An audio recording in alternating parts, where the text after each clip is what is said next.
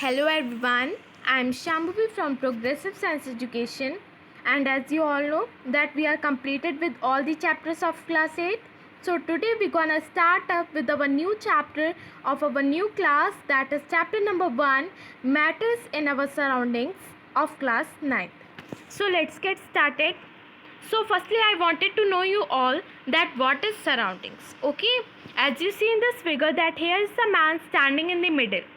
So all these water bodies, waterfalls, shrubs, bushes, plants, and all these are his surroundings. So you can say that the area that surrounds us is known as surroundings, or you can say that the whole biosphere is our surroundings. So in this chapter you will learn about the matters in our surroundings. Okay. So introduction. As we look at our surroundings, we see a large variety of things with different shapes, size, and texture. So everything in this universe is made up of a material which scientists have named matter. Okay. So the air we breathe, the food we eat, stones, clouds, stars, plants, and animals, even a drop of water, everything is matter. So in this chapter we shall discuss about matter. सो आपको पता ही है कि आपके आसपास जितनी भी चीज़ें होती हैं जिनका कुछ वेट हो, यू नो दैट कुछ स्पेस को जो ऑक्यूपाई करें और जिनका कुछ वेट हो, उन्हें आप लोग क्या कहते हैं? मैटर. उससे as a thing you can say that any material. Okay, किसी भी मटेरियल को जिसका कुछ साइज हो, टेक्सचर हो और जो इस अर्थ पे हो, यू नो, सो उसको साइंटिस्ट ने क्या नेम दिया है? मैटर. ओके. सो इस चैप्टर में हम लोग मैटर के बारे में और कुछ जानेंगे. And you know that even a particle of a sand is matter. Okay.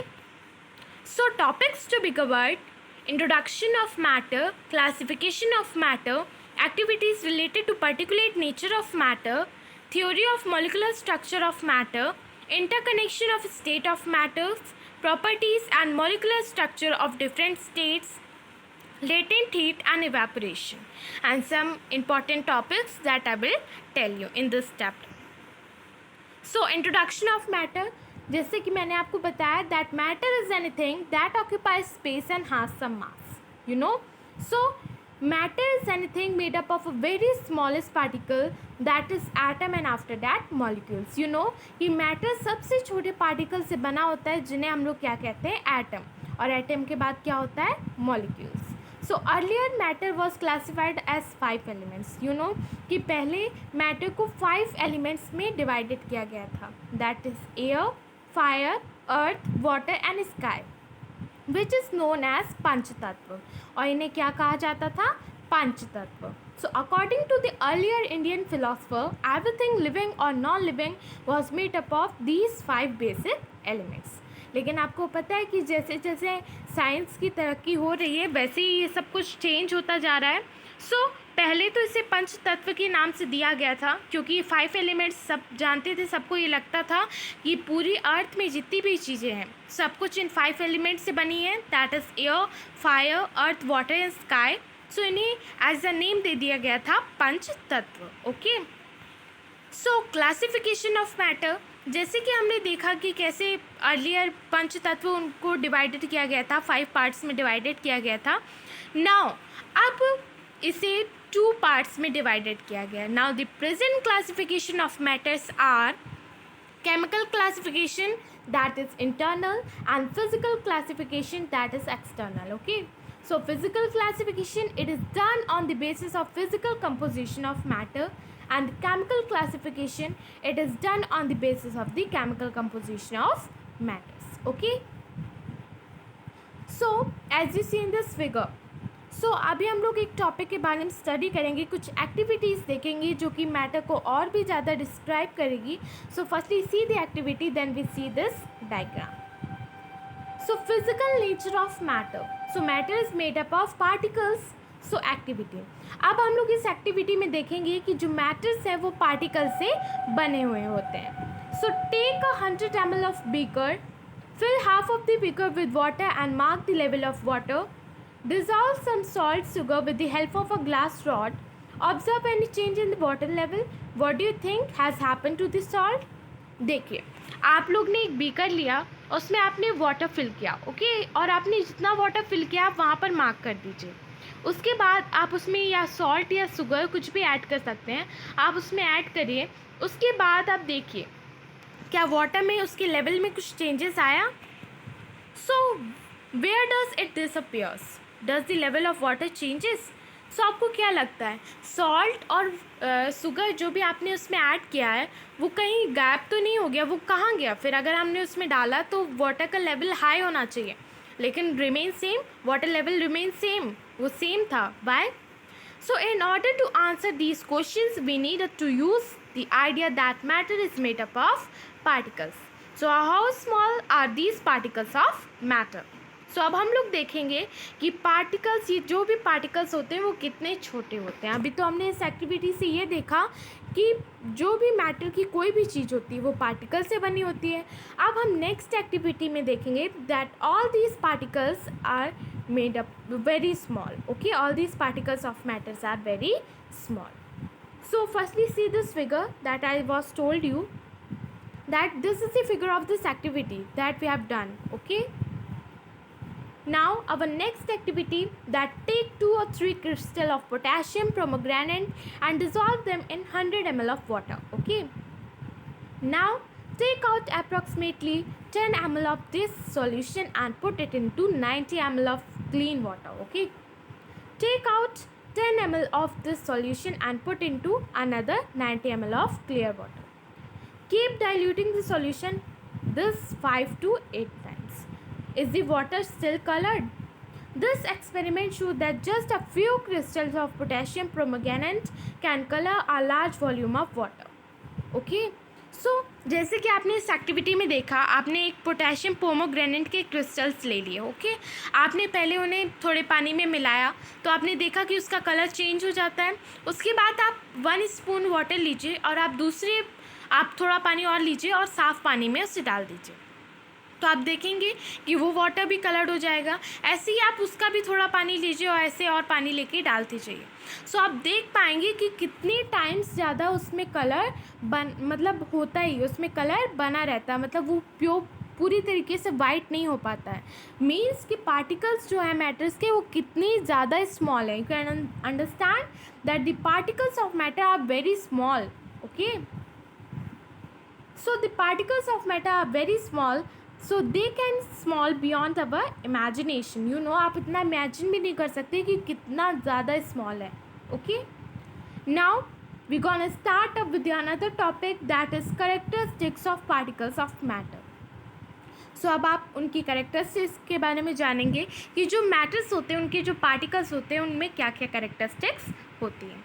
सो अभी तक हम लोग ने क्या क्या डिस्कस किया? अभी पहले तो हम लोग ने सराउंडिंग्स के बारे में देखा, फिर मैटर क्या होता है उसके बारे में देखा, एंड आफ्टर दैट द पंच तत्व as I told you, and after that the present classification of matter. Now we are started with the activity, and first activity we have done.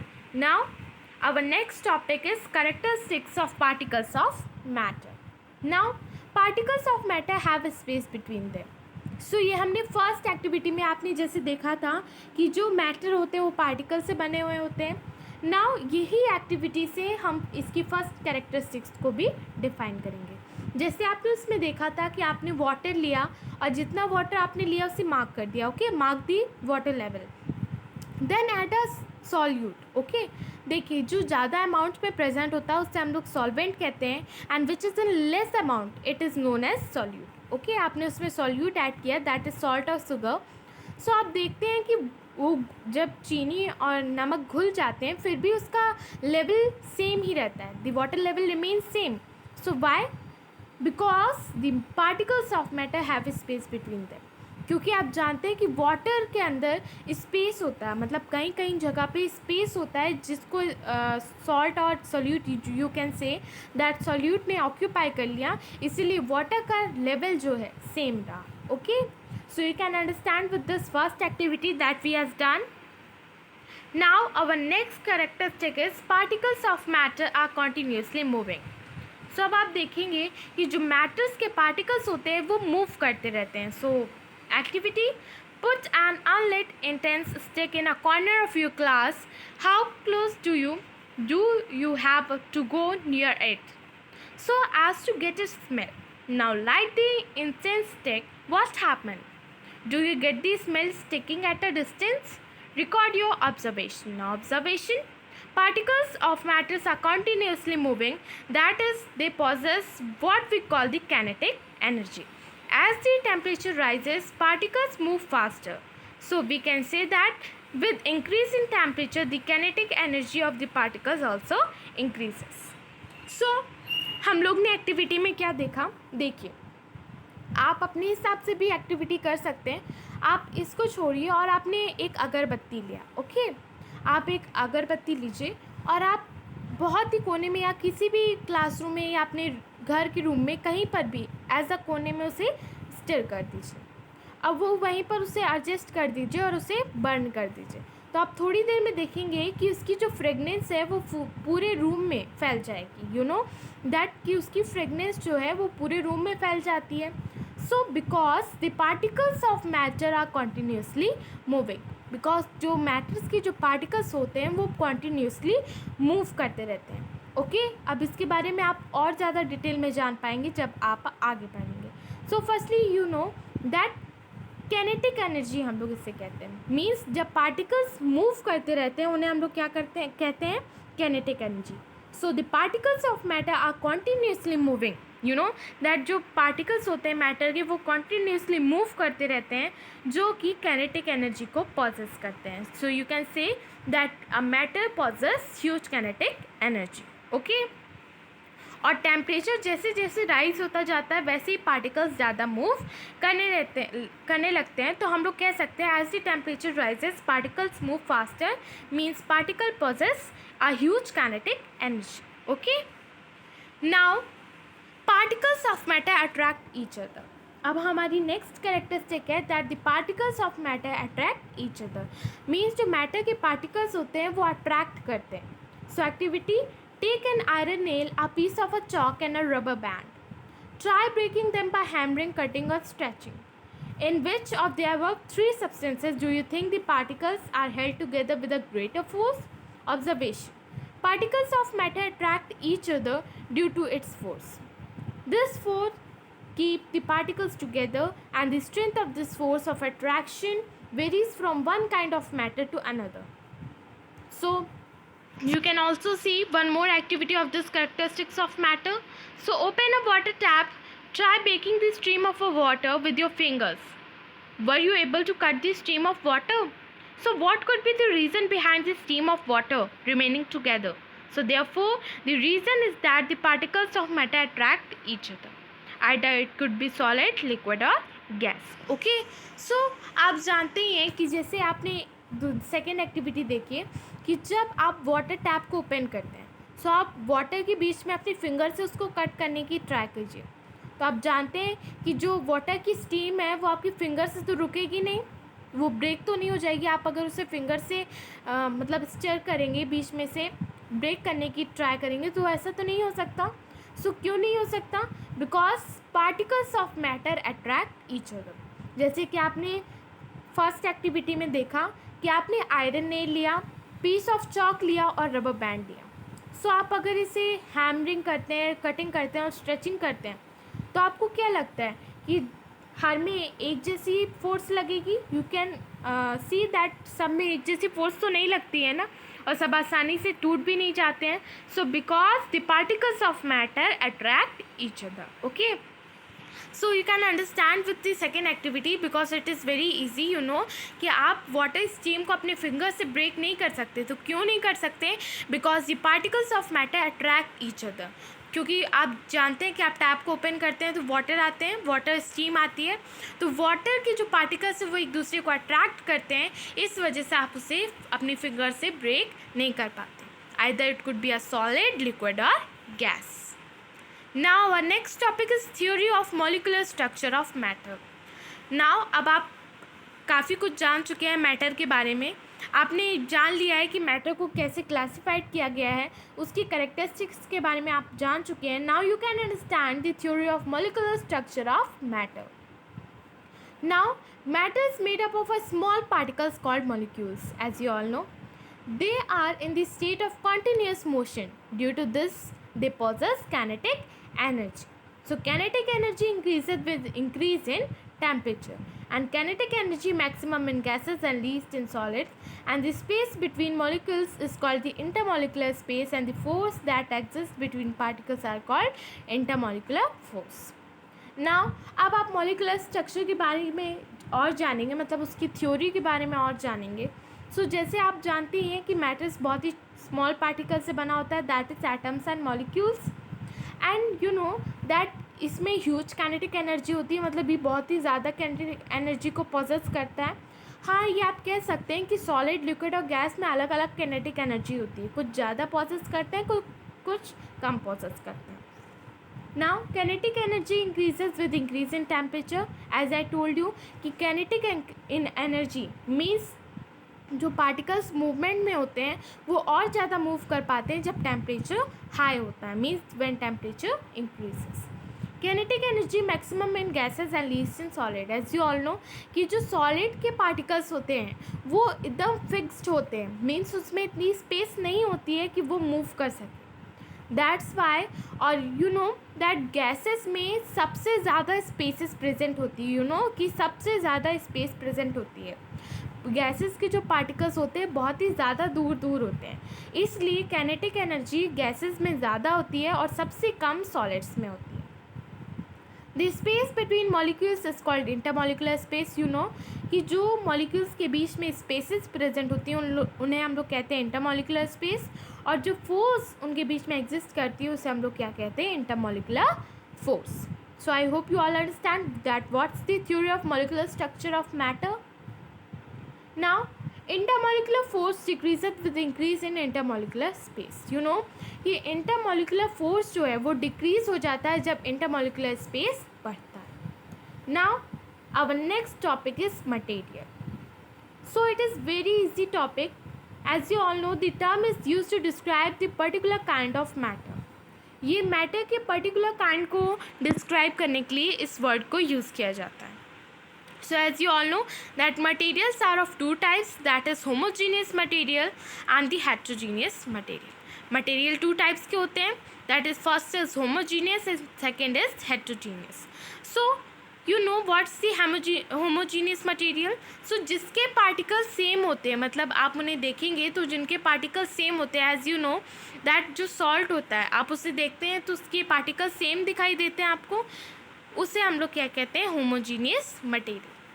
But अगर आप हेट्रोजीनियस मटेरियल को देखें तो आप जो भी चीज़ बनाते हैं, मीन्स अगर आप नमकीन को देख लीजिए, इसमें अगर मूंगफली भी है और सेव भी है तो आप उसे क्या कहते हैं कि वो हेट्रोजीनियस मटेरियल, मतलब आप वो दिखने में बिल्कुल भी सेम नहीं है.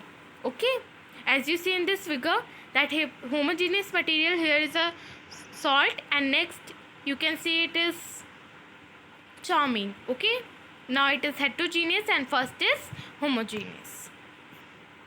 So homogeneous material, it has the same composition and same properties throughout, it is called homogeneous material. Example, water plus ice. Heterogeneous material, it has different composition and different properties in different parts. As you all know, example, water plus sand.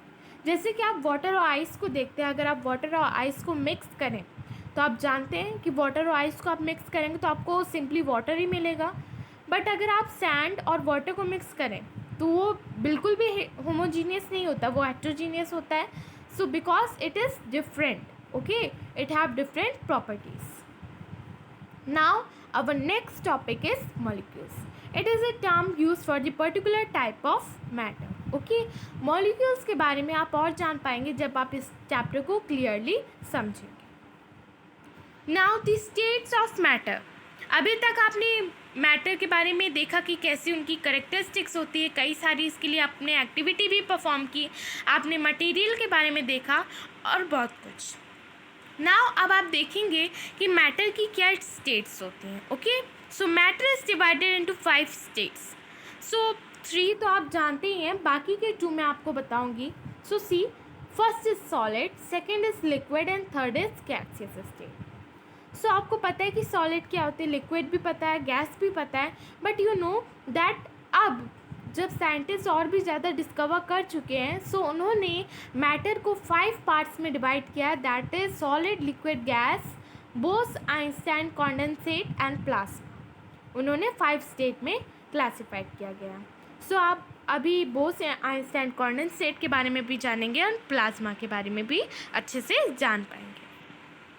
But the important are 3, that is solid, liquid and gas. It is most important, okay? So the properties of solids, they have fixed shape and volume. You know that the solid have fixed shape and volume. As you see in this figure that here is a box. So it is solid, means it has fixed shape and volume. They are not compressible. They do not need a container to hold them. You know that solid does not need a container to hold them. They do not flow. Their diffusion tendency is nil. Okay. Now molecular structure. In solids, particles are tightly packed, as you know, due to which the intermolecular space is very less and the intermolecular force are stronger. That is why they have fixed shape, volume and can't be compressed. So in solids, particles are compressed or tightly packed. As you all know, ये जो solid का molecular structure होता है, जैसे कि मैंने आपको बताया कि सॉलिड टाइटली पैक्ड होते हैं, यू नो, कि उनके पार्टिकल्स जो होते हैं एकदम टाइटली पैक्ड होते हैं, उसमें इतनी भी स्पेस नहीं होती कि वो मूव कर पाए। Okay, now activity, collect the article, a pen, a book and a needle and a piece of a wooden stick. Sketch the shape of the above articles in your notebook by moving a pencil around them. Do all these have a definite shape, distinct boundaries and a fixed volume? So what happens if they are hammered, pulled or dropped? So are these capable of diffusing into each other? Try compressing them by applying force. Are you able to compress them? All these examples of solids, we can observe that all these have definite shape, distinct boundaries and fixed volume. That is, have negligible compressibility, and solids have a tendency to maximum their shape when subjected to outside force. Solids may break under the force. Solids may break under the force, but it is difficult to change their shape, so they are rigid. Okay, therefore solid are fixed. So as you see in this activity, that आपने activity में देखा कि जो भी material मैंने आपको बताया, अगर आप उन मटेरियल्स को लीजिए, जैसे आपने एक पेन ले लिया, एक वुडन स्टिक ले लिया या और कुछ भी आप ले सकते हैं, तो आप अगर उसे अपनी नोटबुक पे रख के उससे पेंसिल से ड्रॉ करते हैं, सो आप देख पाते हैं कि उसका डेफिनेट शेप है, वो मूव तो नहीं कर रही ना, उसको रख रहे हैं अगर आप अपनी नोटबुक पे, तो वो मूव तो नहीं कर रही है, it is have definite shape, ना ही वो लंबी हो रही है ना ही छोटी हो रही है, इट हैव डेफिनेट शेप। सो यही बताया गया है कि जो मैंने आपको करेक्टरिस्टिक्स बताई सॉलिड्स की, कि क्या क्या होता है उसमें, कंप्रेसिबिलिटी नहीं होती या उसका फिक्स शेप होता है और फिक्स्ड वॉल्यूम होता है, सो वही सेम बात है इसमें। Okay, so you know that इसको हम बिल्कुल भी कंप्रेस नहीं कर सकते, जैसे कि आप जानते हैं कि सॉलिड के पार्टिकल्स टाइटली पैक्ड होते हैं, so you can easily say that the solids are fixed. Okay, now as you see in this figure, the molecular structure of solid state, liquid state and gaseous state. Okay, so see, solid में आप देख रहे हैं कि particles बहुत ही ज़्यादा tightly packed हैं, उसमें बिल्कुल भी स्पेस नहीं है कि वो मूव कर सकें, बट लिक्विड में थोड़ी स्पेस है जिससे वो मूव कर सकते हैं, एंड गैसेस में सबसे ज़्यादा स्पेसेस प्रेजेंट होती हैं। ओके, सो काइनेटिक एनर्जी भी गैसियस स्टेट में सबसे ज़्यादा होती है। Now the properties of liquid, they have fixed volume but no fixed shape. They have negligible compressibility. They need a container to hold them. They have less density, thickness, solidity and they can easily diffuse. You know कि liquid क्या होता है, liquid चीज़ मतलब आप जानते हैं कि उनका fixed volume तो होता है but उनका fixed shape नहीं होता है। आप उन्हें जिस चीज़ में भी पलट दें वो उस तरीके से हो जाती है, मतलब आप जिस चीज़ में उसे डाल दें वो वही शेप ले लेती है। और दे हैव नेग्लिजिबल कंप्रेसिबिलिटी, इनमें बिल्कुल भी कंप्रेसिबिलिटी प्रेजेंट नहीं होती है, जैसे कि आपने देखा कि सॉलिड में भी बिल्कुल कंप्रेसिबिलिटी प्रेजेंट नहीं होती। They need a container to hold them, you know that liquid को कंटेन करने के लिए हमें एक कंटेनर की ज़रूरत पड़ती है उसे होल्ड करने के लिए। And they have less density, means उसके अंदर बहुत ही कम डेंसिटी होती है, डेंसिटी मीन्स थिकनेस और solidity. They can easily diffuse, you know कि वो ईजिली डिफ्यूज़ कर सकते हैं, मीन्स ईजिली मूव कर सकते हैं। Now molecular structure, So in liquids, the particles are not so close to each other in comparison to solids, due to which the intermolecular space is more and the intermolecular force is comparatively less as compared to the solids. जैसे मैंने आपको बताया कि जो liquids होते हैं उसके particles बहुत ज़्यादा क्लोज नहीं होते हैं, जैसे कि सॉलिड्स के बहुत ज़्यादा अटैच होते हैं अगर आप सॉलिड्स से कंपेयर करें, बिकॉज इसमें इंटरमोलिकुलर स्पेस ज़्यादा होती है और इंटरमोलिकुलर स्पेस कम होती है. ओके, सो मतलब अगर आप सॉलिड से कंपेयर करें, मतलब इसमें दोनों चीज़ें सॉलिड से ज़्यादा होती हैं. Therefore liquids do not have fix shape but have fix volume. You know कि सॉलिड्स का फिक्स शेप तो नहीं होता पर उसका फिक्स वॉल्यूम होता है, because this liquids have more intermolecular force and more intermolecular space as compared to the solid. Okay, so activity: material required water, cooking oil, milk, juice, a cold drink, container of different shapes. Put a 50 ml, make their containers using a measuring cylinder's form of laboratory. What will happen if these liquids are spilled on the floor? Measures 50 ml of any one liquid and transfer it into different containers one by one. Does the volume remain the same? Does the shape of the liquid remain the same? When you pour the liquid from one container into the another, does it flow easily? So we observe that the liquid have no fixed shape but have fixed volume. So they take up the shape, so they not rigid but can be called fluid. Okay? So जैसे कि मैंने आपको बताया कि liquids जो होते हैं उसके पार्टिकल्स थोड़ी थोड़ी दूरी पे होते हैं और उनका फिक्स शेप तो नहीं होता पर उनका फिक्स्ड वॉल्यूम होता है. आप उन्हें किसी भी कंटेनर में बदल दें, वो अपना शेप तो चेंज कर देंगे लेकिन उनका वॉल्यूम हमेशा सेम रहेगा. ओके, सो इन्हें आप सिंपली फ्लूइड भी कह सकते हैं और आप इनका मॉलिकुलर स्ट्रक्चर फिगर में देख पा रहे होंगे. It is a liquid and its molecular structure. Okay, now move to the next topic, that is the gas state. So they have neither fixed shape nor fixed volume. They are highly compressible. They can flow in all directions, means have huge kinetic energy. They fill the entire space of containers. They can easily diffuse. They have very low density. Now molecular structure. In gaseous, particles are far apart, due to which the intermolecular force are very weak and intermolecular space are almost nil.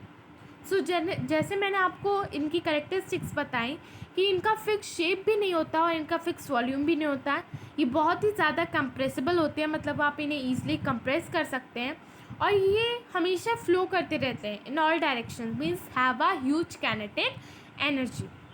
They fill the entire space of container. ये कोई भी container हो उसके entire space को fill कर देते हैं. They can easily diffuse, वो ईजिली डिफ्यूज़ कर सकते हैं. And they have very low density, और इनकी डेंसिटी बहुत ही कम होती है. और जैसे कि आपने मॉलिकुलर स्ट्रक्चर में देखा, as you seen this figure, that आप बैलून को एग्जाम्पल ले सकते हैं. इनके अंदर भी तो एयर प्रेजेंट होती है. सो ये जो होती है मतलब गैसियस फॉर्म जो होती है उसके पार्टिकल्स बहुत ही ज़्यादा दूर दूर होते हैं. As you seen this figure, it's the molecular structure of gas. So you see, और इनका जो इंटरमोलिकुलर फोर्स होता है वो बहुत ही वीक होता है और intermolecular space are almost nil. Okay, now the activity. Take 300 ml syringe and close their noses by rubber cork. Remove the pistons from all the syringes. Leaving one syringe untouched, fill water in the second and piece of chalk in the third. Insert the piston back into the spring syringe. You may apply some Vaseline into the piston before inserting them into the syringes for this smooth movement. Now try to compress the content by pushing the piston in each syringe. What do you observe? In which case was the piston easily pushed in? We have observed that gas has highly compressible as compared to the solids and liquid. The liquefied petroleum gas LPG cylinder that was get in our home for cooking or the oxygen supplied to the hospital in cylinders is compressed gas. Compressing natural gas CNG is used as a fuel these days in vehicles.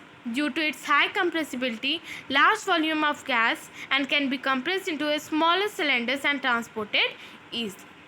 जैसे कि आपने activity में देखा, आप एक syringe लीजिए, आप 3 syringes लीजिए, आप एक सिरिंज में चॉक के पार्टिकल्स को फिल कर दीजिए पूरे में, और दूसरी सिरिंज में आपने लिक्विड फिल कर दिया, वाटर फिल कर दिया, एंड थर्ड में, तीसरे वाली सिरिंज में आपने एयर, मतलब उसमें एयर प्रेजेंट है, ओके, आपने उसमें कुछ भी नहीं डाला, बस उसमें एयर फिल कर दिया ना।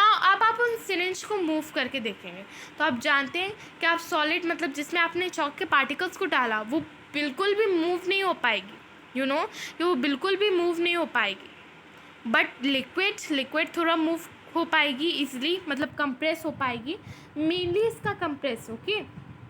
सी आप देखिए कि सॉलिड में बिल्कुल भी कंप्रेसिबिलिटी नहीं हो पाती है, because it have negligible compressibility.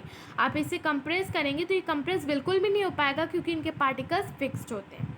फिर आप अगर लिक्विड को करेंगे तो वो थोड़ा बहुत मूव हो पाता है, मीन्स वो थोड़ा बहुत कंप्रेस हो पाता है, but air can compress very easily, okay, because the gases have higher compressibility, okay, because the gases are highly compressible, okay, as compared to the solids and liquid. As I given you the example of liquefied petroleum gas LPG and compressing natural gas CNG, okay.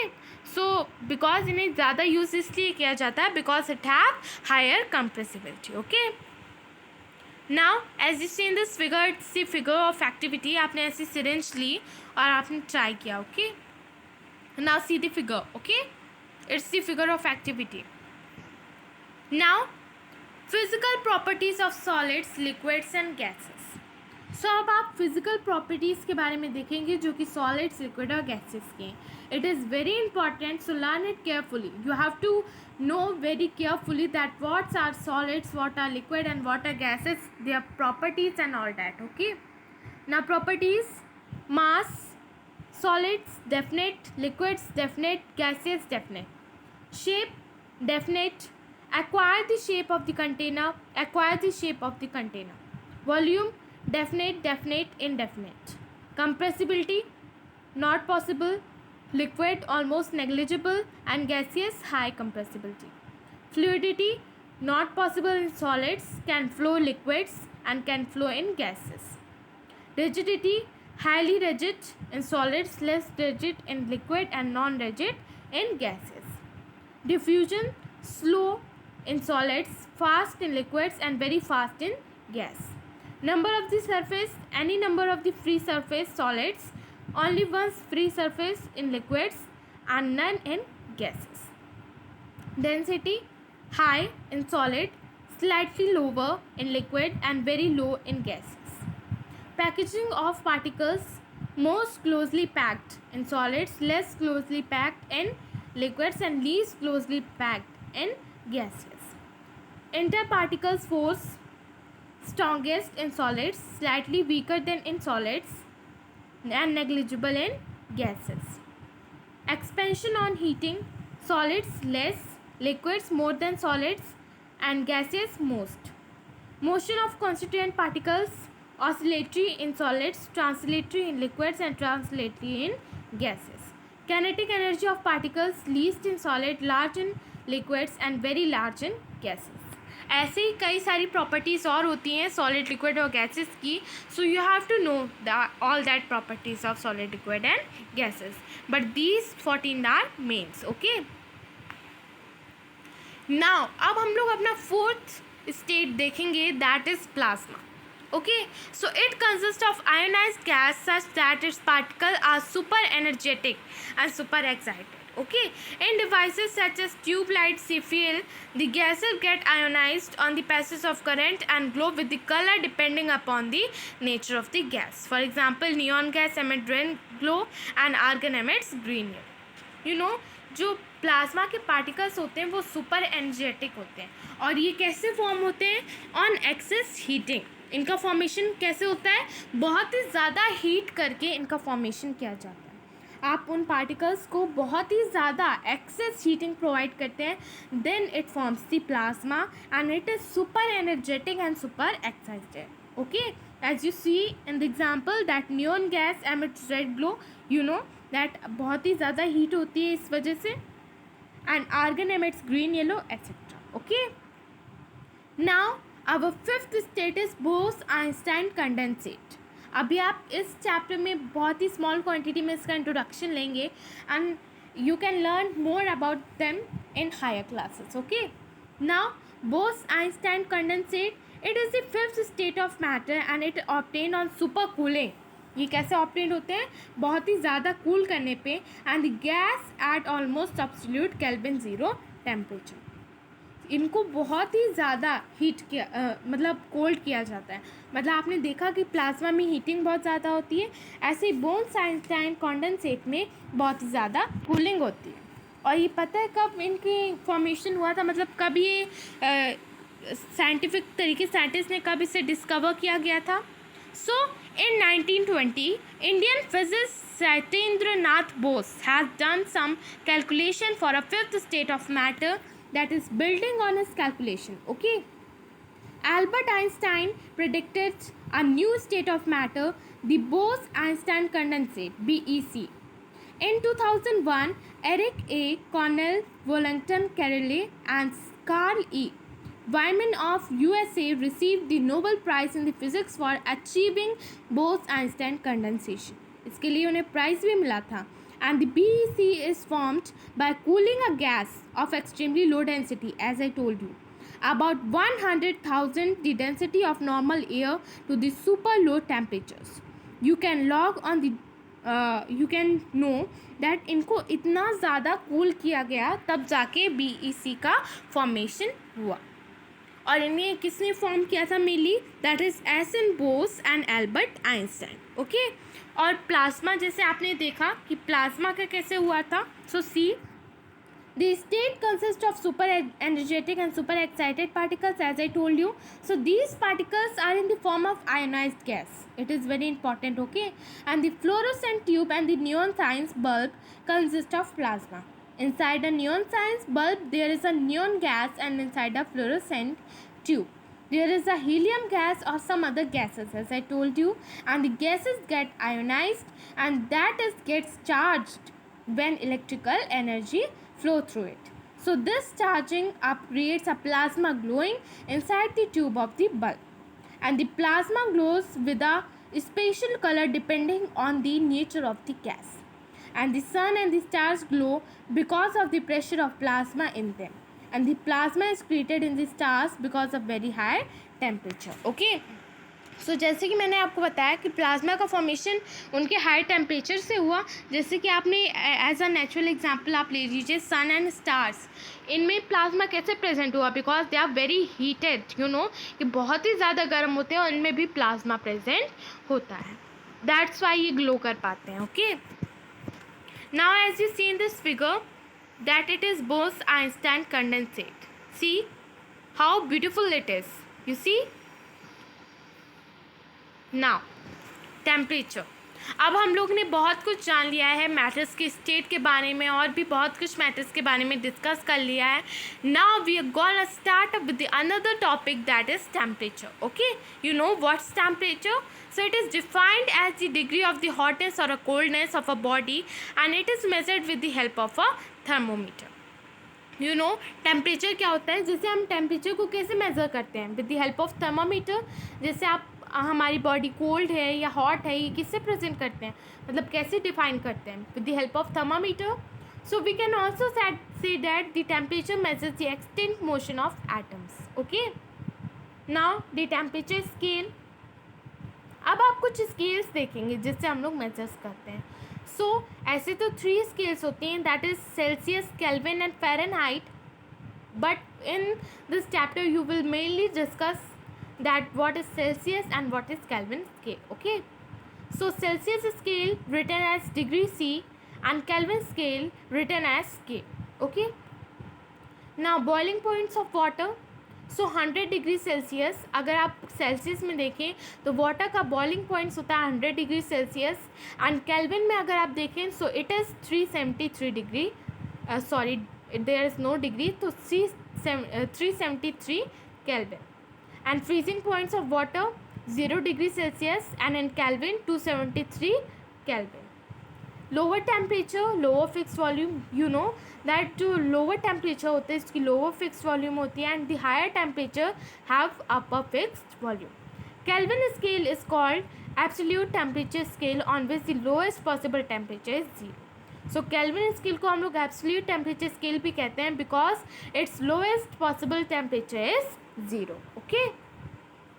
Now see, water किस में boils करता है? Kelvin में 375 and Celsius 100 degree Celsius, and in Fahrenheit 212 degree Fahrenheit. Water freezes 275 kelvin 0 degree Celsius and 32 degree Fahrenheit. Absolute scale 0 kelvin and -273 Celsius and -460 Fahrenheit. Okay. Now relation between Celsius and Kelvin. It is very important. Okay, you have to know that what's the relation between Celsius and Kelvin. So note, you have to know the formula. जब आपको Kelvin find out करना होगा, then you will add 273 with degree Celsius. And when you have to find out what's the degree Celsius, then you have to minus with 273 Kelvin with 273. Okay. Now अब आप example देखिए पहले. Given degree Celsius is equal to 250 degree Celsius. देखिए आपको Celsius दिया हुआ है कि सेल्सियस क्या है. अब आपको केल्विन फाइंड आउट करना है. So kelvin is equal to degree Celsius plus 273. Apply the formula as I told you. So kelvin is equal to 250 degree Celsius plus 273, then Kelvin is equal to 523 Kelvin. Okay. Now our next example, इसमें आपको Kelvin दिया हुआ है and you have to find out degree Celsius. So Kelvin is equal to 300 Kelvin. Okay, it is given, and degree Celsius is equal to K minus 273. It's given. Okay, it's the formula. You have to apply the formula. And degree Celsius is equal to 300 Kelvin minus 273. Then degree Celsius is equal to 27 degree Celsius. It's the answer. Okay. Now the interconversion of states of matter. Now अब आपने state of matter के बारे में तो जान लिया है, अब आप इनके interconversion को भी देखेंगे. So the phenomena due to which the matter changes from one state to another and back on its original state on altering the condition of temperature and the pressure. As you all know that when pressure is applied on CO2 gas, it's formed dry ice. So solid state on high heating. Okay. So interconversion state of matter क्या होता है? जब आप state of matter जो है मतलब solid, liquid और gas में इंटरकन्वर्जन करते हैं. अभी आप खाली इन्हीं 3 स्टेट में इंटरकन्वर्जन देखेंगे. ओके. सो जब आप सॉलिड से लिक्विड में चेंज करते हैं, लिक्विड को गैस में चेंज करते हैं, and when you directly change solid into gas and gas into solid. So as you all know that हम लोग कार्बन डाइऑक्साइड को ड्राई आइस भी कहते हैं. क्यों कहते हैं? क्योंकि अगर इस पर प्रेशर अप्लाइड किया जाता है तो इन्हें डायरेक्ट आइस भी बनाया जा सकता है.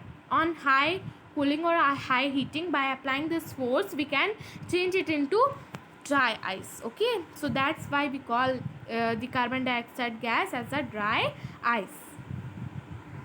Now latent heat, जैसे कि आपने देखा कि अब हम लोग ने डिस्कस किया कि what's the interconversion of state of matter. अभी हम लोग इसको कैसे कन्वर्ट करते हैं वो भी आप देखेंगे. But firstly see that what is latent heat and what is melting और fusion. So latent heat is also known as hidden heat. Okay, it is very important, and it is the almost of the heat released or absorbed during the change of state of substance. Now अब आप देखिए latent heat को हम लोग hidden heat भी कहते हैं, और ये अमाउंट ऑफ हीट होता है, मतलब कितनी हीट रिलीज़ की गई है और कितनी हीट एब्जॉर्ब की गई है जब आप सब्सटेंस की स्टेट को चेंज करते हैं. When you interconverted the state of substance. Then okay, now the melting or fusion, the change of substance from solid state to liquid state is called melting or fusion. जब आप solid state को liquid state में change करते हैं then आप इसे melting और fusion easily कह सकते हैं.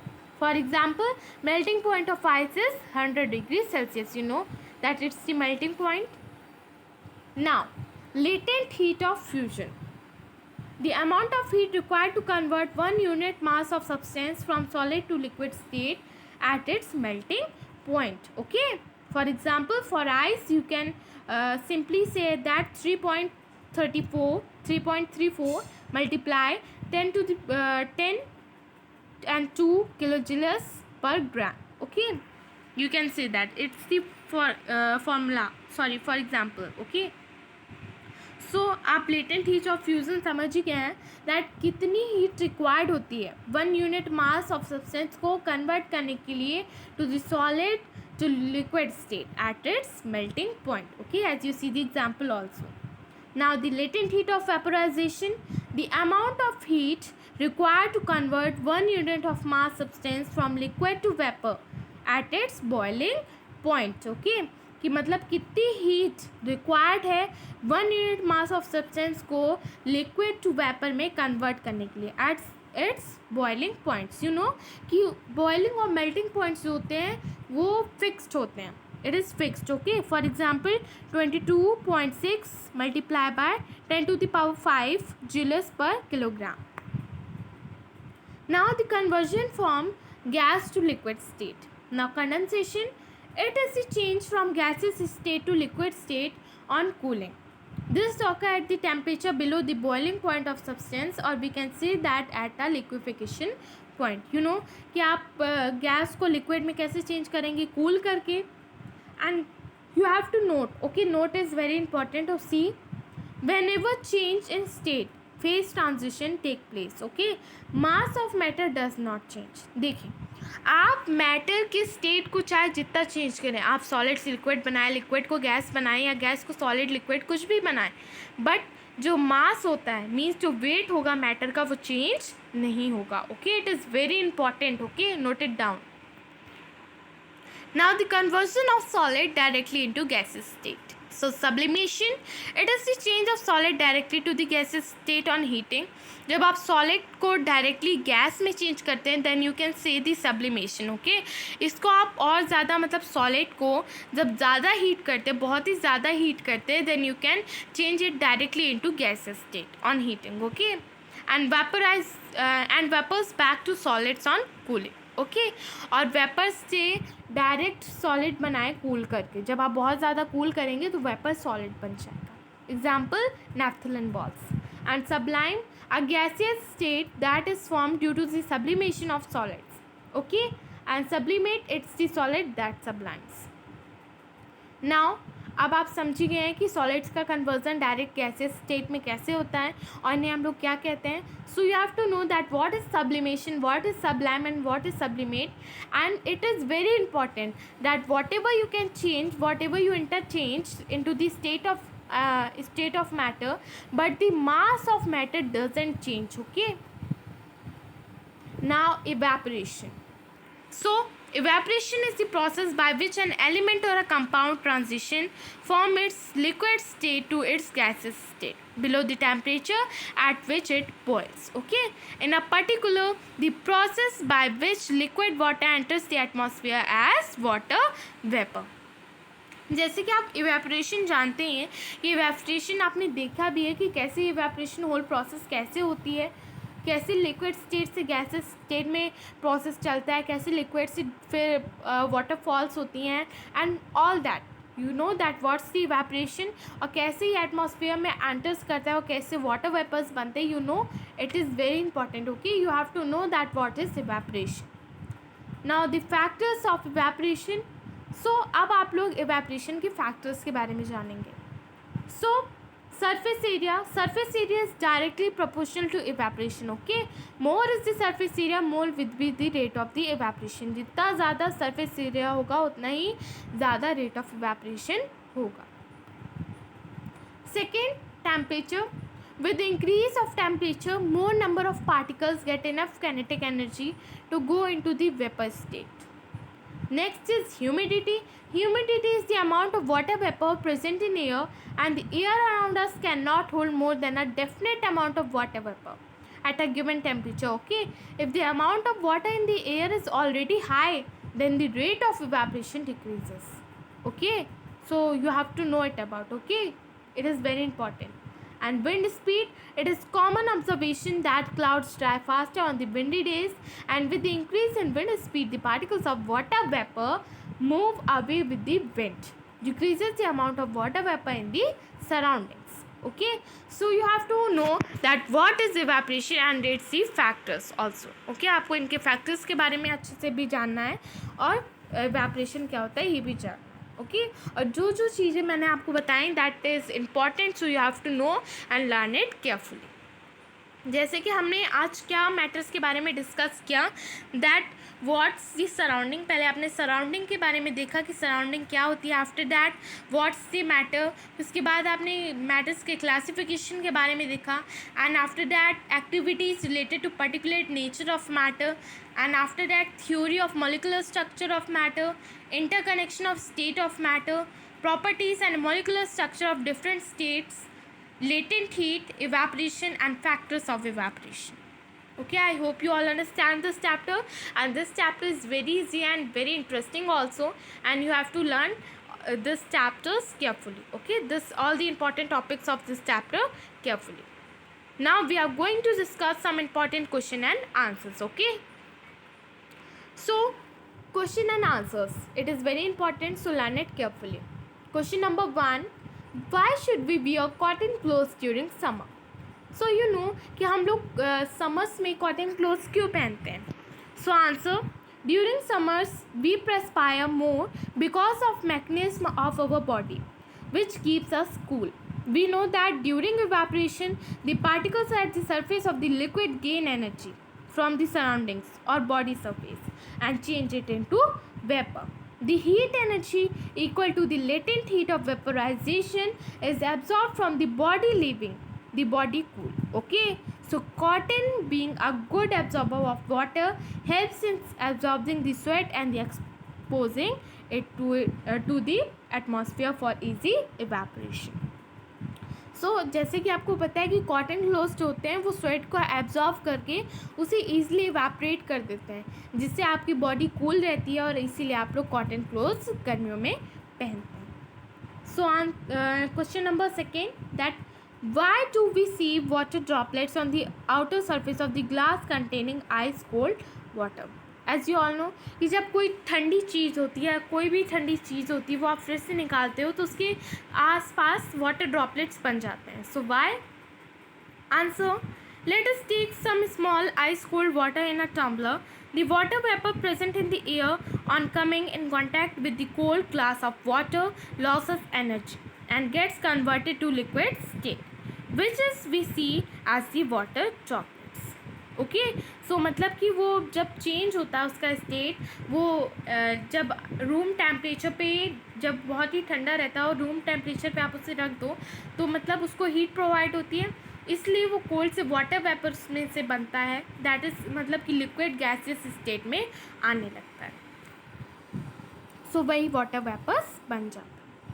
Now we are done with our question and answer, and these 2 questions are easy and important also, so learn it carefully. Okay, and as you see all the symbols that you are seeing in this figure, it is very important, so learn it carefully.